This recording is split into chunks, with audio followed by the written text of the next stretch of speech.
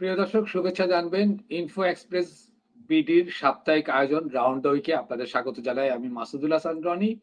শনি থেকে শুক্রবার সারা সপ্তাহে দেশ বিদেশে ঘটে যাওয়া উল্লেখযোগ্য সংবাদের সংক্ষিপ্ত বিশ্লেষণ নিয়ে আমাদের এই আয়োজন। আমরা চেষ্টা করব প্রতি শনিবার আপনাদের সামনে হাজির হতে। প্রথমে এক নজরে দেখে নিব সারা সপ্তাহের উল্লেখযোগ্য সংবাদগুলো। গত 17 মে শনিবার দৈনিক প্রতিদিনের বাংলাদেশের শিরোনাম: আন্দোলনের দাবি পূরণ জগন্নাথ বিশ্ববিদ্যালয়ের শিক্ষার্থীদের। 18 মে রবিবার দৈনিক বাংলাদেশ প্রতিদিনের অন্যতম শিরোনাম ছিল: খুলনার সমাবেশের তারুণ্যের ঢল, সরকারের একমাত্র ম্যান্ডেট নির্বাচন আয়োজন করা, বলেছেন বিএনপির স্থায়ী কমিটির সদস্য সালাউদ্দিন আহমেদ। 19 মে সোমবার দৈনিক আজকের পত্রিকার প্রধান শিরোনাম: ভারতে পণ্য রপ্তানিতে অনিশ্চয়তা। 20 মে মঙ্গলবার দৈনিক দেশ রূপান্তরের প্রধান শিরোনাম করেছে: নগর ভবনের 70 তালা, শপথ হলে 42 দিনের mayor.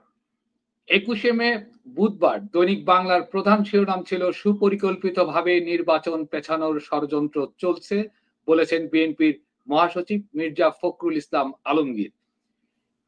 21 May the daily star Bangla পত্রিকার প্রধান শিরোনাম করেছে: উপদেষ্টা আসিফ মাহমুদ ও মাহফুজ আহমেদ আলমের পদত্যাগ দাবি করেছে বিএনপির নেতা ইশরাক হোসেন।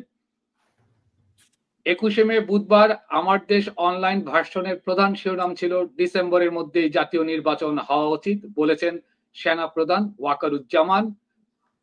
তিনি আরো বলেছেন, সোশ্যাল মিডিয়ায় গুজবে কান না দেওয়ার জন্য। 22 মে বৃহস্পতিবার প্রথম আলোর প্রকাশিত শিরোনাম ছিল: 3 উপদেষ্টাকে বিএনপির মুখপাত্র আখ্যায়িত করে এনসিপির হুঁশিয়ারি।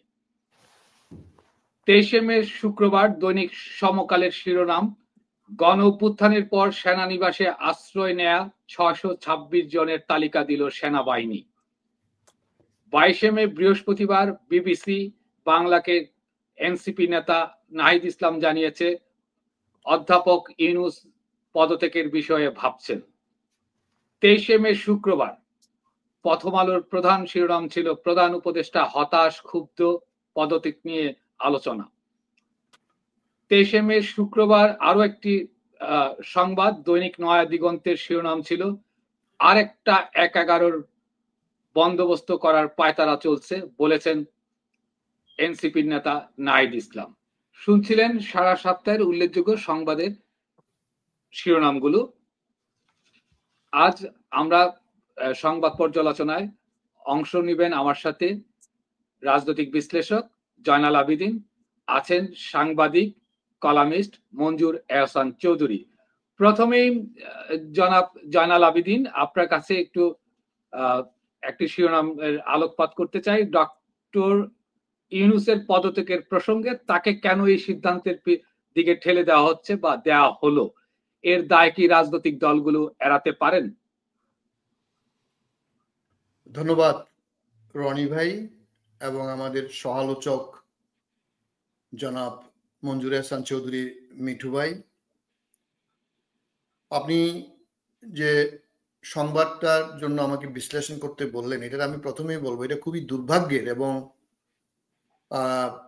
5ই আগস্ট 2024-এ যে অভ্যুত্থান হলো এবং এরপরে 8ই আগস্ট যে শপথ নিলেন, শুধু বাংলাদেশে না সারা বিশ্বের খ্যাতনামা এই মানুষটা ডক্টর মোহাম্মদ ইউনূস, তার উপর যে আশা ভরসা এবং বাংলাদেশের মানুষের গণতন্ত্রের যে নতুন যাত্রা, এখানে উনি নেতৃত্ব দিবেন এবং দিচ্ছেন।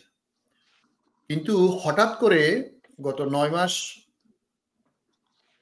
9.5 মাসের এই সরকারের আপনার ভালো মন্দ ত্রুটি বিচ্যুতি আছে। আমি মনে করি বাংলাদেশের একটা বটবৃক্ষের মতো ছায়ার মতো ডক্টর মোহাম্মদ ইউনূস বাংলাদেশের রাজনীতি না করেও রাজনীতির সমস্ত মানুষ, দল মত ধর্ম বর্ণ নির্বিশেষে সবাই তাকে সাপোর্ট করে গেছে এবং চাচ্ছে বলে আমি এখনো মনে করি। কিন্তু গত পরশু দিন থেকে আপনি যে সংবাদের যে হেডলাইন গুলো পড়লেন, তাতে আমরা জাতি হিসাবে খুবই, আমরা কি বলবো, আমি দুর্ভাগ্য বলবো না, আমি বলবো আমরা আত্মবিস্তৃত এবং অকৃতজ্ঞ জাতিতে আবার পরিণত হচ্ছি।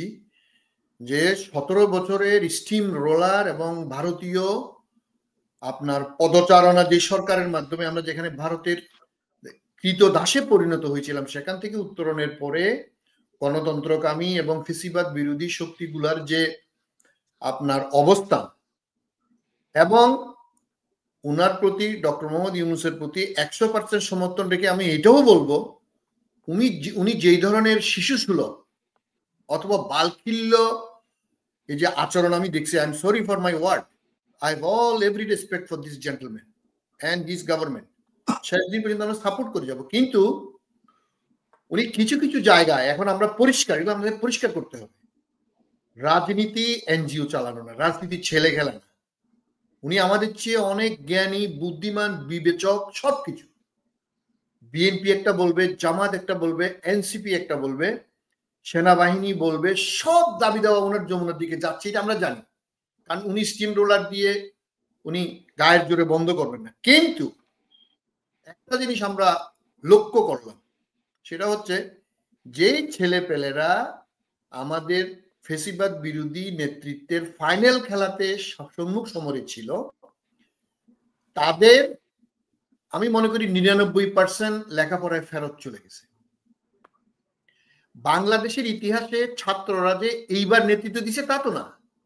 আপনি 48-এ, 52-তে, আপনি 63-তে, 62-তে, 63-তে, 69-এ, 70-এ, 71-এ, এরপরে 90-তে, 82 থেকে 90, এই পুরা 9 বছর 10 বছর ছাত্ররাই নেতৃত্ব দিছে। এতদিন ছাত্ররা ঘুমাচ্ছিল হাসিনার 17 বছর 15 বছর ফেসিবাদে, কিন্তু ফাইনালি আবার ছাত্ররা নামছে। একটা জিনিস লক্ষ্য করেন, অন্য কোনোবার ছাত্ররা কিন্তু রাজনীতিবিদদেরকে ডিঙাইয়া সামনে আসে না, এবার তারা আসছে, এসে ক্ষমতার স্বাদ নিছে। বাংলাদেশের মানুষ এটা গ্রহণও করছে যে ঠিক আছে, ওরা নতুন জেনারেশন, ওরা ব্লাড দিছে। কিন্তু লক্ষ্য করলাম একটা গ্রুপ, এটা আমি অনেক ইনকোয়ারি করে দেখলাম, 1%-এর বেশি তারা রিপ্রেজেন্ট করে না। তারা করছে কি, ওই যে ইউনূস সাহেব একটা ভুল করছে, যে আমার নিয়োগকর্তা হচ্ছে এই ছেলেরা, বলছে ঢাকা বিশ্ববিদ্যালয়ের এই কয়টা ছেলে, 10, 20টা, 50টা, 100টা, 200টা এরকম হবে সব মিলায়। এখানে দেখেন অন্য কোন ইউনিভার্সিটি খুব বেশি পাত্তা নেই, দুই একটা ছাড়া। প্রাইভেট বিশ্ববিদ্যালয় তো কেউ নাই, এবং সাধারণ ছাত্ররা আউট। আমি বিএনপি ছাত্র সংগঠন, ছাত্র দল বা ছাত্র শিবির, জামাতের, এদেরকে আলাদা করে রাখি, কিন্তু সাধারণ ছাত্র এরা কেউ রিপ্রেজেন্ট করে না। কিন্তু ডক্টর মোহাম্মদ ইউনূসের তাদের প্রতি দুর্বলতা থাকবে, থাক, কিন্তু এই যে আপনার এই ধরনের আচরণ করে তারা মনে করেন বিএনপিকে, জামাতকে বা অন্যান্য সংগঠনকে অ্যান্টাগোনাইজ করতেছে, বিশেষ করে বিএনপিকে এবং সেনাবাহিনীকে। দেখেন, আমরা স্বীকার করি বা না করি, বাংলাদেশের দুই প্রধান স্টেক হোল্ডার হচ্ছে প্রশাসনিকভাবে বাংলাদেশ সেনাবাহিনী এবং রাজনৈতিক দল হিসেবে বিএনপি। কিন্তু এরা কয়জন, তার মধ্যে 2-3 জন সরকারে ছিল, একজন চলে গেছে, এখনো 2 জন আছে, এমনকি তারা সব কমিশনে তাদের রিপ্রেজেন্টেশন রাখছে, দ্যাটস গুড, তারা আসুক, তারা দেশ চালাবে ভবিষ্যতে।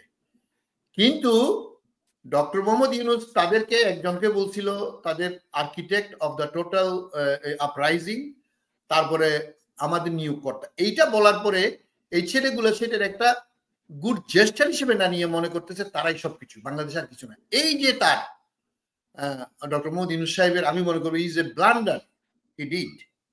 এবং এখান থেকে এই ছেলে পেলে গুলা ওনার মাথার উপর যে উঠলো, এখান থেকে এক এক করে আমি মনে করি উনাকে যে কোনো ভাবে, উনি তো খুবই নরম প্রকৃতির মানুষ, ভদ্র প্রকৃতির মানুষ, কিন্তু অ্যাডমিনিস্ট্রেশন চালিয়ে দিতে মাঝে মাঝে আপনি এটা কঠিন হইতে হয়, সেটা আমি মনে করি উনি ভুলে গেছে।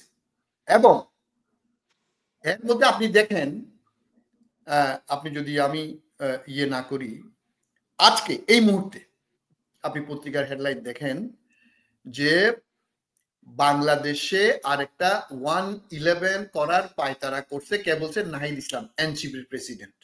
হেডলাইন এই মুহূর্তে। আমরা এই প্রসঙ্গটা আসবো, আমি আলাদা করে রেখেছিলাম এনসিপির এই বিষয়টা নিয়ে। আচ্ছা, আমি বলি, শুধু আপনি আমাকে 30 সেকেন্ডে বলবেন, এই যে আজকে এই সিদ্ধান্তটা নেওয়ার পিছনে বা তার চিন্তা ভাবনা হঠাৎ করে হলো, এর জন্য কি রাজনৈতিক দলগুলা তাদের দায় এড়াতে পারে? না, আমি মনে করি শুনেন, ব্লেম আমি আপনাকেও করতে পারি, আপনি আমাকে করতে পারেন। ব্লেম গেমের আমি পক্ষপাতী না। এখানে রাজনৈতিক দল হিসাবে কেউ উনার প্রতি এখনো সমর্থন প্রত্যাহার করেনি।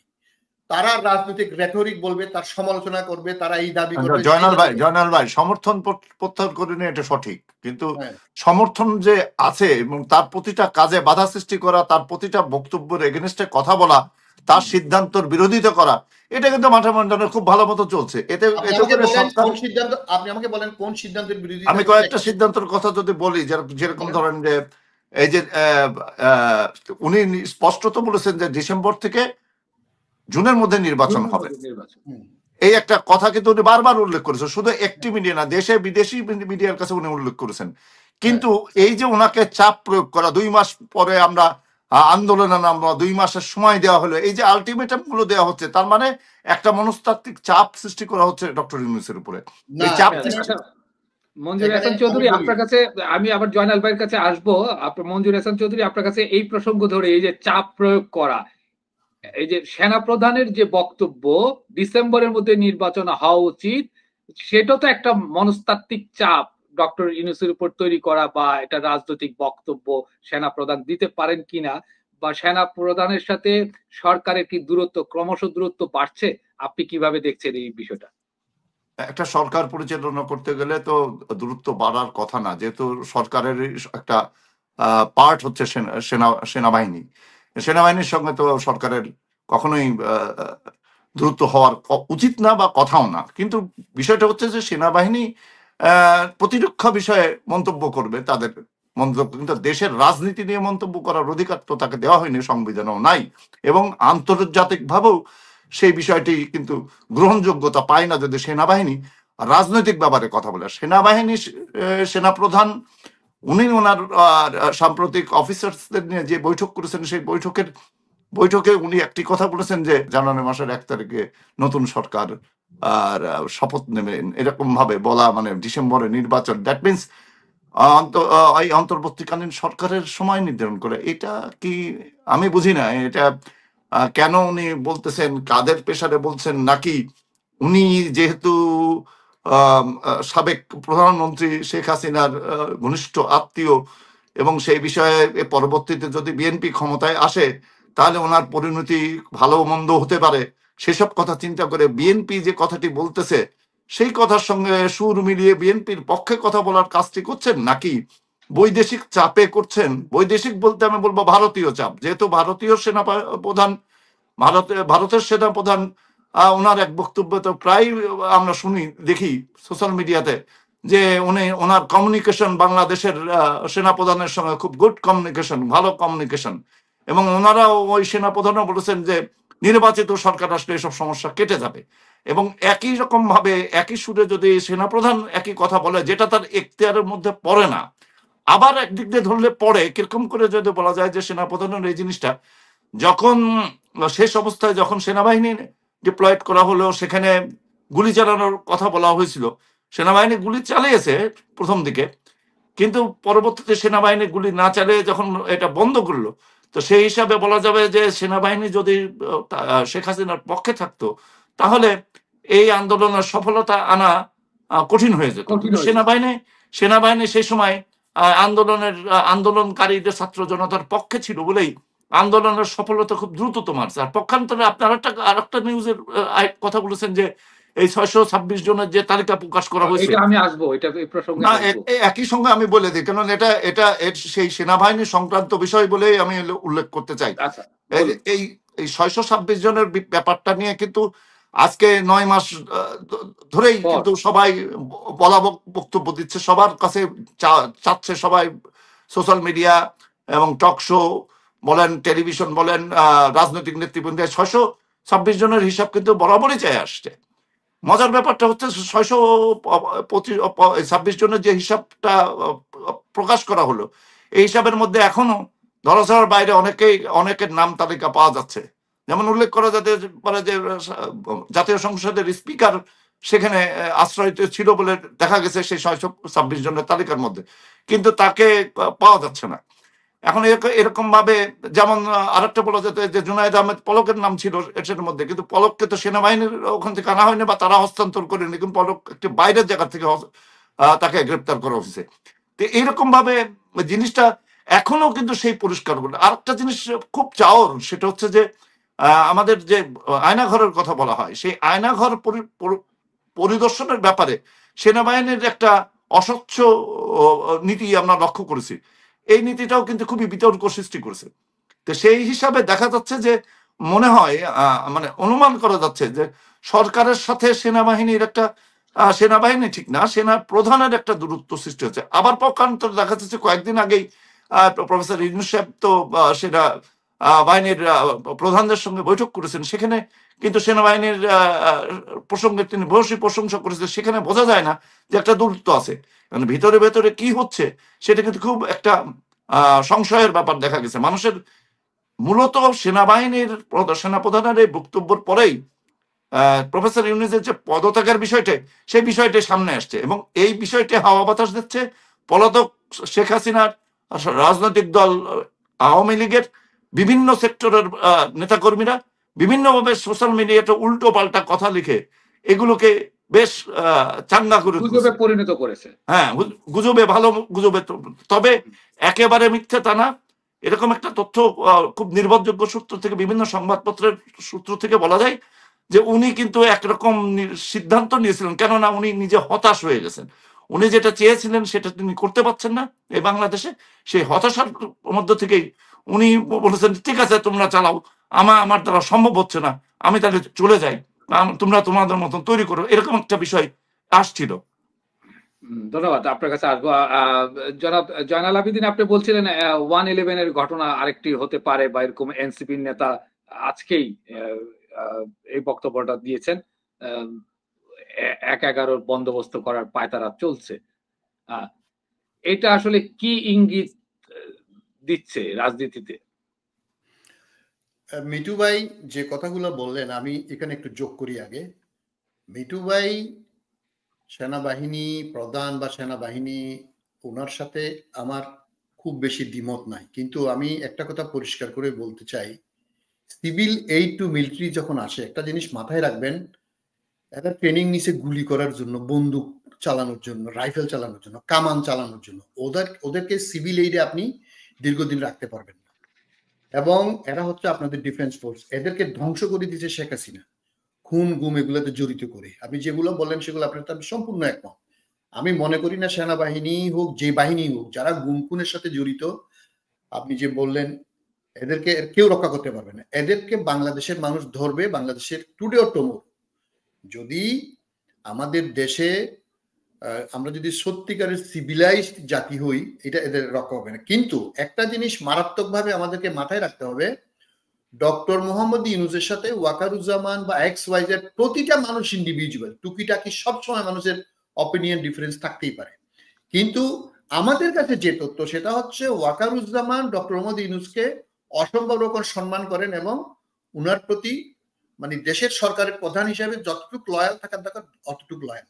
এখানে সমস্যা হয়েছে, আপনি এখানে না বললে নয়, আপনি ডিফারেন্স সৃষ্টি করার জন্য কিছু ইনফ্লুয়েন্সার আমার আপনার মতো, এই যে প্যারিস থেকে লন্ডন থেকে, আপনি সেনাবাহিনীর 14 গোষ্ঠী উদ্ধার করে গালিগালাজ করা হচ্ছে। এক সরকারের ভিতর আপনি দেখেন এই যে সজীব ভুঁইয়া কিভাবে উপদেষ্টা থাকে, কেন ডক্টর মোহাম্মদ ইউনূস তাকে ফায়ার করলো না যেদিন সে বিইং এ মিনিস্টার সে বলল যে ডক্টর মোহাম্মদ ইউনূস এবং ওয়াকারুজ্জামানের সাথে বিরোধ এমন পর্যায়ে গেছে যে উনি বুকে পাথর চাপা দিয়ে নাকি গ্রহণ করছে। এখন হয় তার কথা সত্য অথবা ওয়াকারুজ্জামানের কথা সত্য, দুজনের তো একটা সত্য। তাহলে সে বিইং আ মিনিস্টার, গতকাল সে কি বলছে আপনি দেখেন, গতকাল তার ফেসবুক স্ট্যাটাসে সে লিখছে মানে উত্তরপাড়া মানে আর্মি, আওয়ামী লীগ এবং দিল্লি এক। আপনি দেখেন still he is a minister. আমি ডক্টর মোহাম্মদ ইউনূসকে বলবো এই ইনফ্লুয়েন্সার গুলা আপনাকে প্রভাবিত করছে, আপনার এইসব উপদেষ্টা এই ইচড়ে পাকা। একবার এখানে একটা কথা আমার মনে পড়লো, একবার মাওলানা আব্দুল হামিদ খান ভাসানী বলছিল এ তোফায়েল, রাজ্জাক, মনি, তোরা তিনজনে যা পানি খাইছস আমি তার চেয়ে বেশি প্রস্তাব করছি। এখন তোদের প্রস্তাবে আমাকে আশা খাইতে বলস? এই বাচ্চা পোলাপান গুলার মানে I am sorry to say এই মুহূর্তের মধ্যে আসার খাচ্ছে ডক্টর মোহাম্মদ ইউনূস। আপনি চিন্তা করেন এই মুহূর্তে 1,20,000 সৈন্য বাংলাদেশকে আভ্যন্তরীণ নিরাপত্তা দিচ্ছে। আপনি ওয়াকারুজ্জামানকে পছন্দ করেন আর না করেন, এখন পুলিশ এখনো 50% বেশি সক্ষম না। আপনি যে সেনাবাহিনীকে উত্তপ্ত করবেন, আপনি যে সেনাবাহিনীর প্রধানের মা বাপ ধরে গালিগালাজ করবেন এবং ভিতরে আপনি এগুলো করবেন, তাহলে সেনাবাহিনী আপনার কতক্ষণ ঠিক থাকবে? না জয়নাল ভাই, এর ভিতরে একটা কথা আছে, যেটা হচ্ছে সেনাবাহিনীকে কিন্তু ম্যাজিস্ট্রেসি পাওয়ার দিয়েছে। ম্যাজিস্ট্রেসি পাওয়ার নেওয়ার পরেও যেটুকু আমরা প্রত্যাশা করেছিলাম সেনাবাহিনীর কাছ থেকে ল অ্যান্ড অর্ডার সিচুয়েশনকে কন্ট্রোল করতে যেটুকু কাজ করার কথা ছিল তার আশানুরূপ কোনো ফল হয়নি। এটাও একটা কিন্তু কেন হয় না আমি বলি আপনাকে, আপনি একটু ভিতরে যান। What you mean by magistracy power? Only to arrest somebody else. তারপরে কি? তারপরে উনি পুলিশকে দেয়। এমনও ঘটনা আমাদের কাছে আসছে, একজন ক্রিমিনালকে 3 বার ধরতে উইদিন 1 মান্থ সে 3 বার বেরিয়ে আসছে। কারণ সে তো পুলিশ, আর্মি তো আর কোর্টে যায় না, প্রসিডিউর চালায় না, প্রসিডিউর চালায় পুলিশ। কোন ধারায় মামলা দিবে এটা আর্মি বলে দেয় না, আর্মি শুধু ম্যাজিস্ট্রেসি পাওয়ার দিচ্ছে only to arrest somebody else. সুতরাং আমি বলতেছি না আর্মি ফেরেস্তার মতো কাজ করতেছে, আমি বলতে চাচ্ছি এখন যদি সিভিল এইডে যদি আর্মি উইথড্র হয়, আপনি দেশের পরিস্থিতি কোথায় যাবে? এই যে 111 করা বলা হচ্ছে, আমি পরিষ্কারভাবে আমার ক্ষুদ্র জ্ঞানে আমি বলবো বাংলাদেশে আর কোনোদিন 111 হবে। এখানে আমি একটু আপনার মেমোরিকে আমি শেষ করি, আপনি আবার বলেন।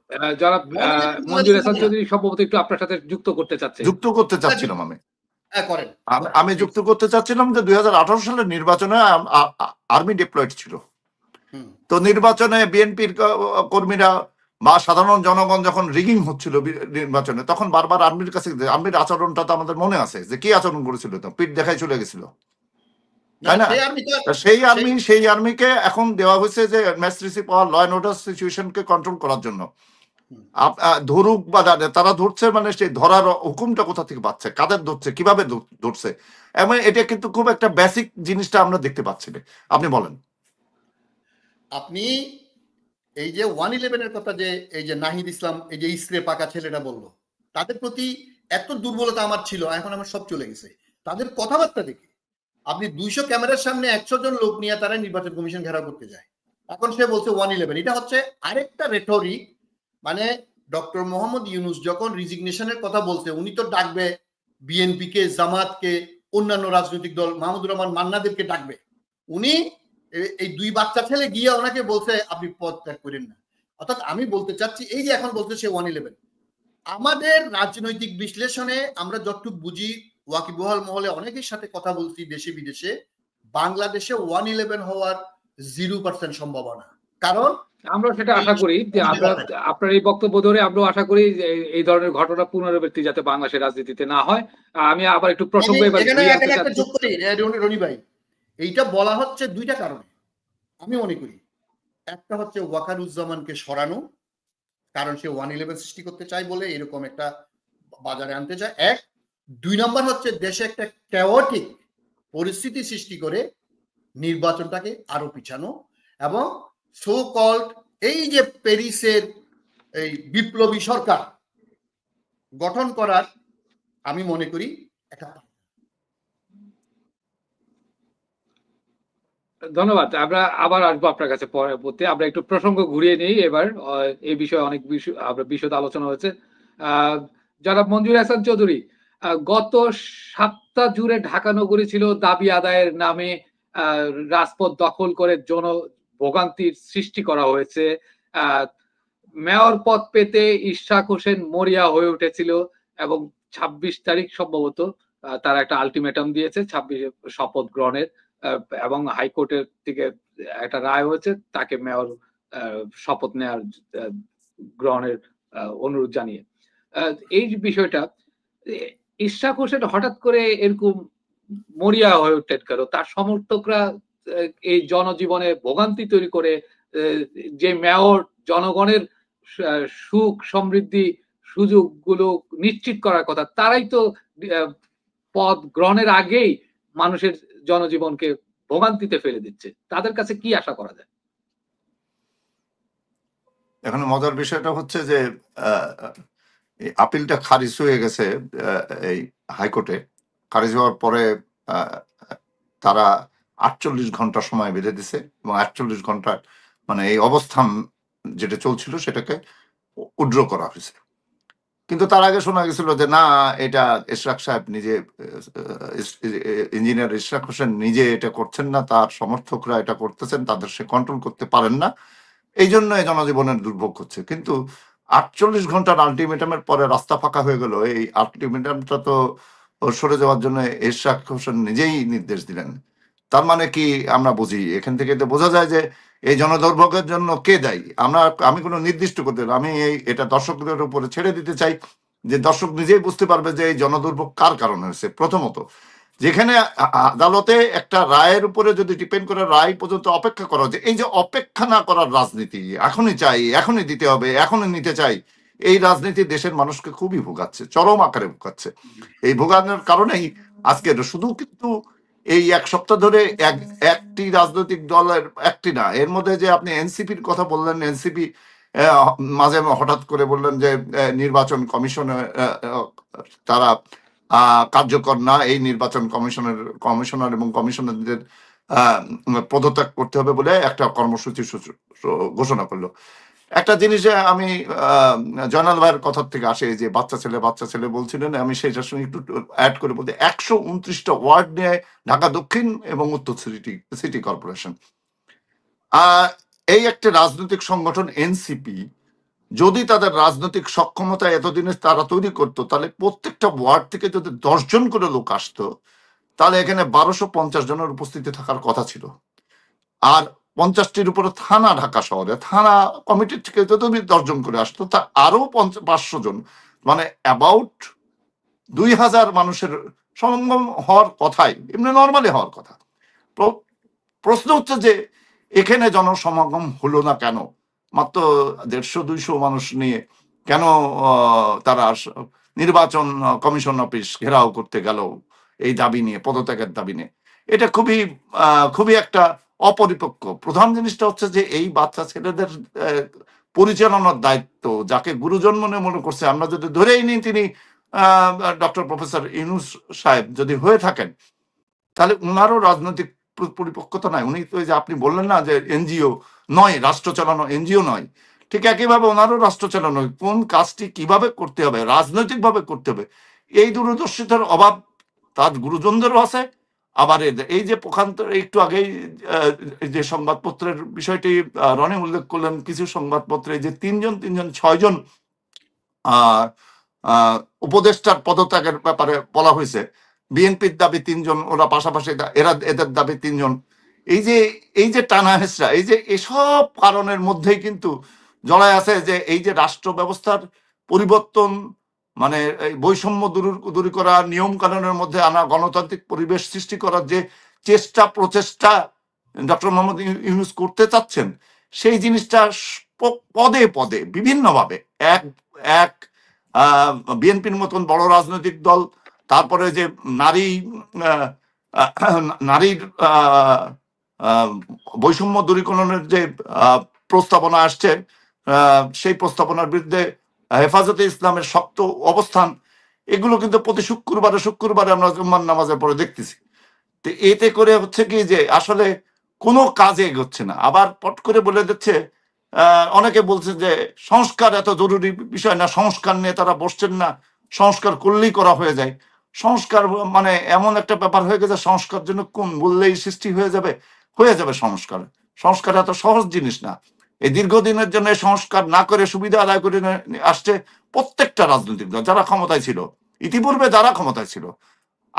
আমি খুব স্পষ্টভাবে বলতে চাই যে গণতন্ত্র উদ্ধার করার কথা যেমন বলে বিএনপি, আমি তো দেখি যে গণতন্ত্র বারবার হাত থেকে ফসকাই গেছে, সেটা বিএনপির হাত থেকে ফসকাইছে। কেমন ভাবে ফসকাইছে যদি আমি বলি, প্রেসিডেন্ট সাত্তার ক্ষমতায় থাকাকালীন সময় জেনারেল এরশাদ ক্ষমতা গ্রহণ করে, তার কাছ থেকে, সেটা বিএনপি ছিল।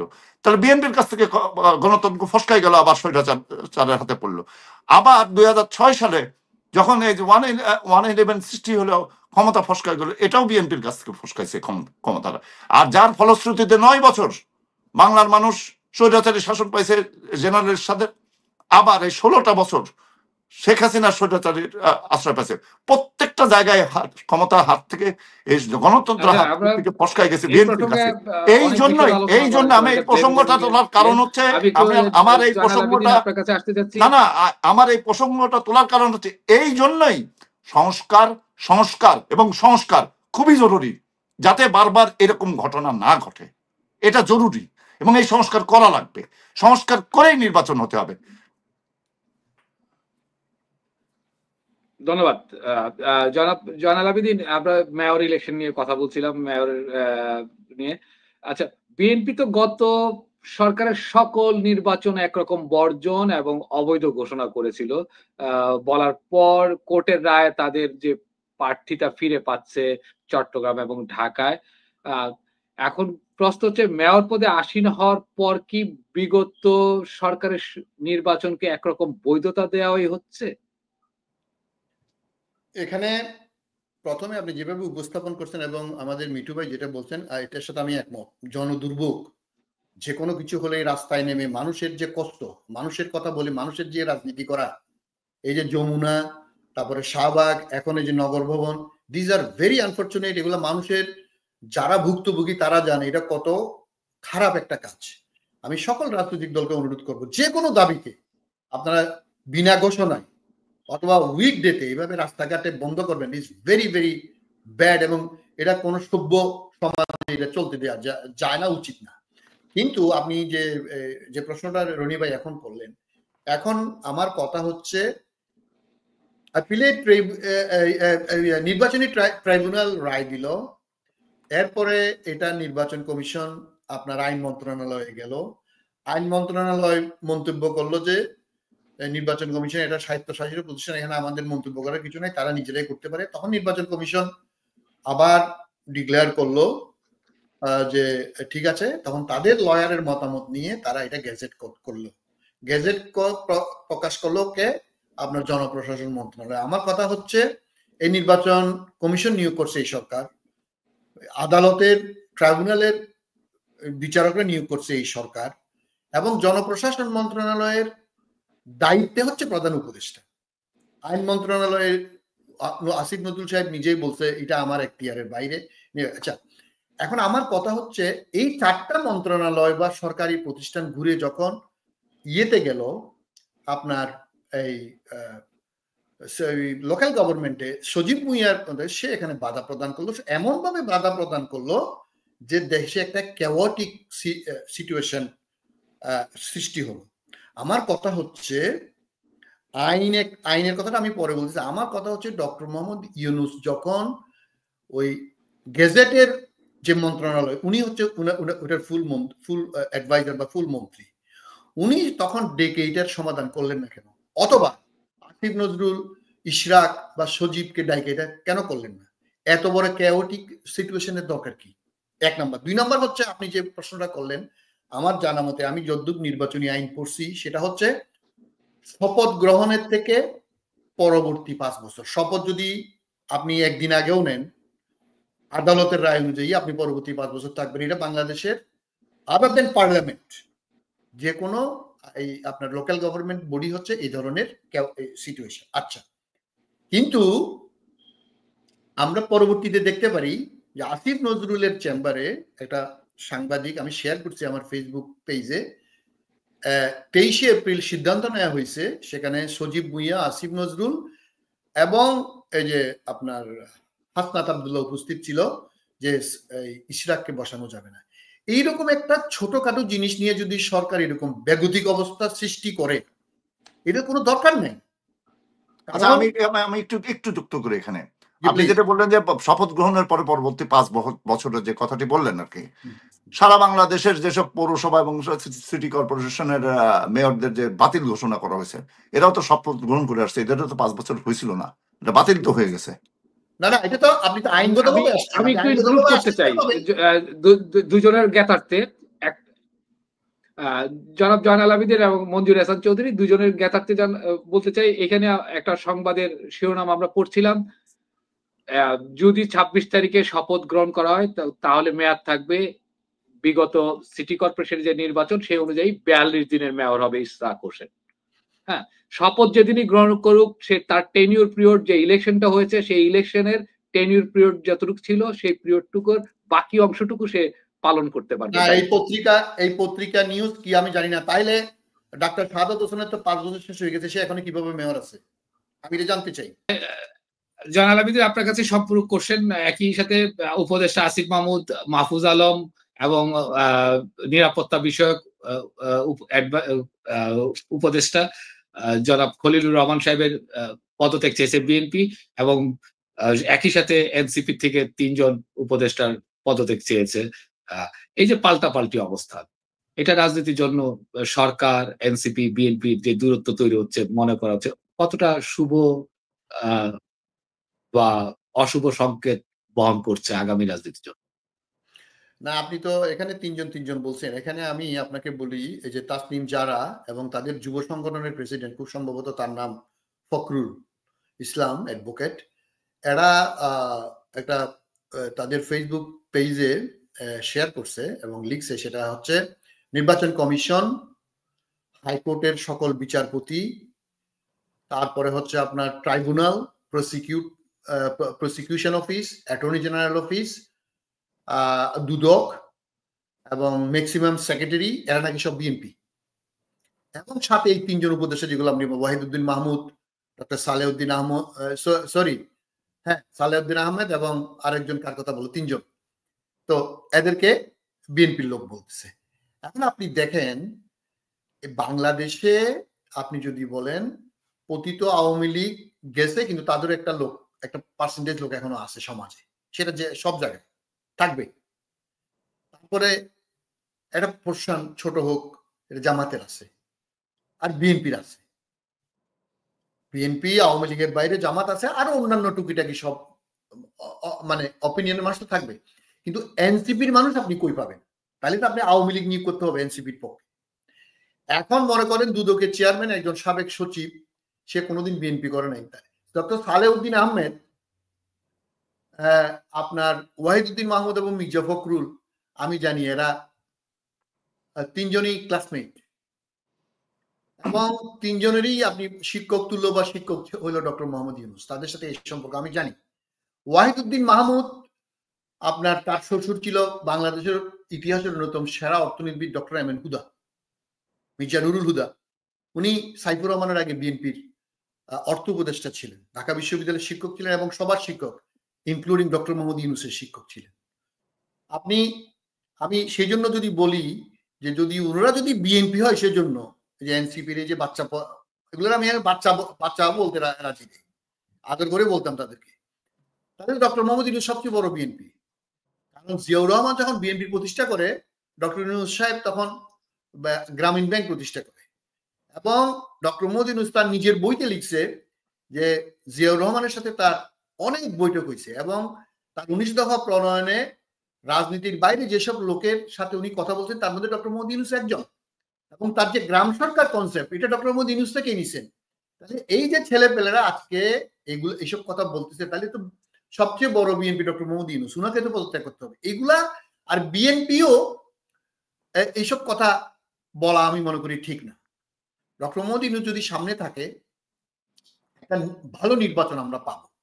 হ্যাঁ, এনসিপি এখন তারা সরাসরি এনসিপির পক্ষে কথা বলছে, এই যে সজীব এবং মাহফুজ, এবং এটা বলা হচ্ছে যে তারা রিজাইন করে বা পদত্যাগ করে ভবিষ্যতে নির্বাচন করবে।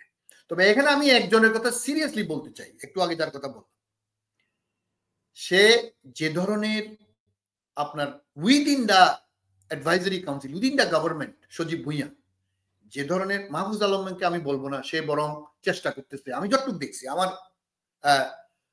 রাডারে, আমি তাকে ওরকম কথাবার্তা বলতে আমি দেখিনি। কিন্তু সজীব ভুঁইয়া ইজ রিয়েলি, মানে আমি মনে করি ছাত্রদের মধ্যে সবচেয়ে নেতিবাচক ভূমিকা রাখতেছে, ডক্টর মোহাম্মদ ইউনূসকে বিপদে ফেলতেছে, অনেকগুলো কারণের মধ্যে একটা কারণ হচ্ছে সজীব ভুঁইয়া নিজে, এবং সে যে কোনো ভাবে চাচ্ছে এখানে একটা ক্যাওটিক সিচুয়েশন সৃষ্টি করে সেনাবাহিনী যেমন প্রধান যেমন পদত্যাগ করুক অথবা দেশে একটা বিপ্লবী সরকার গঠন করে, এবং এই সরকার সে চাচ্ছে না। এই জন্য আমি মনে করি ডক্টর মোহাম্মদ ইউনূস সাহেবের উচিত সঠিক সিদ্ধান্ত নেওয়া।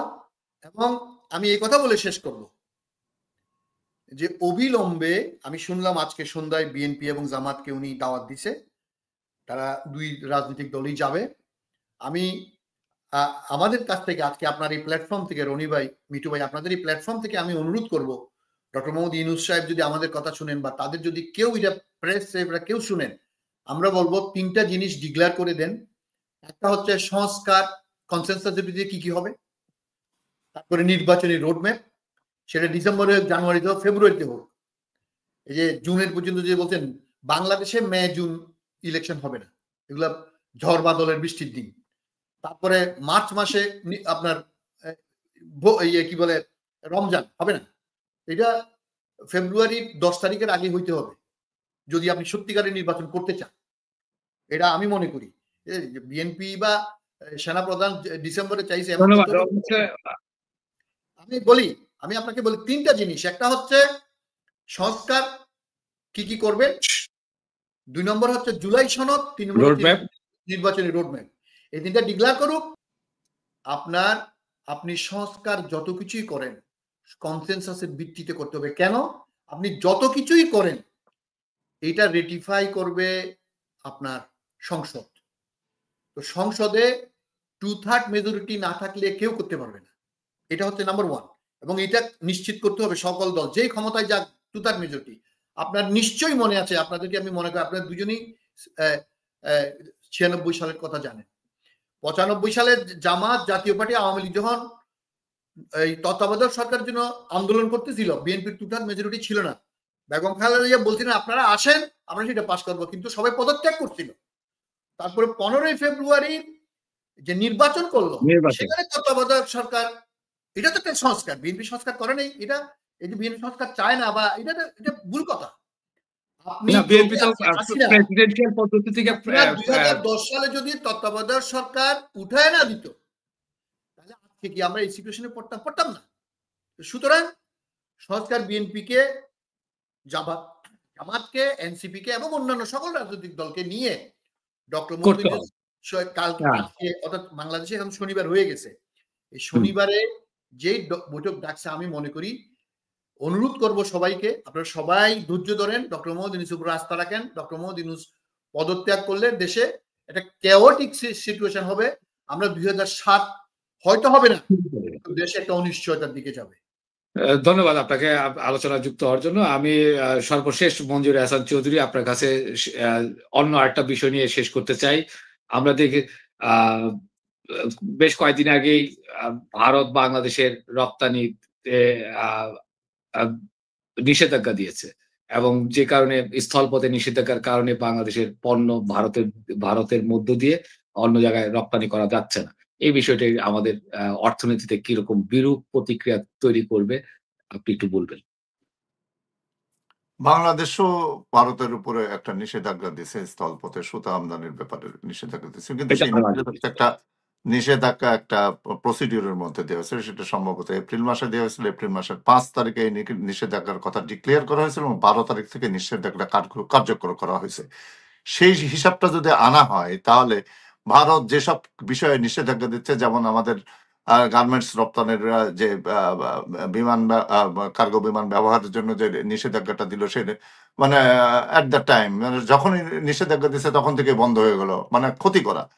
আবার এখনো যে নিষেধাজ্ঞাটির কথা বলা হলো, আপনি বললেন, সেই নিষেধাজ্ঞাটা কিন্তু পূর্বাহ্নে বাংলাদেশকে কোনো কিছু জ্ঞাত করে দেয়। এটা তো ভারতের কমপ্লিটলি দাদাগিরি। এটা করতে থাকবে যতদিন না পর্যন্ত তাদের মনোনীত মানুষ বাংলাদেশের সরকার না হবে, ততদিন পর্যন্ত তারা বিভিন্নভাবে জলে, স্থলে, আকাশে, বাতাসে সব জায়গায় বিভিন্ন রকম ভাবে আমাদের ক্ষতি করতে থাকবে।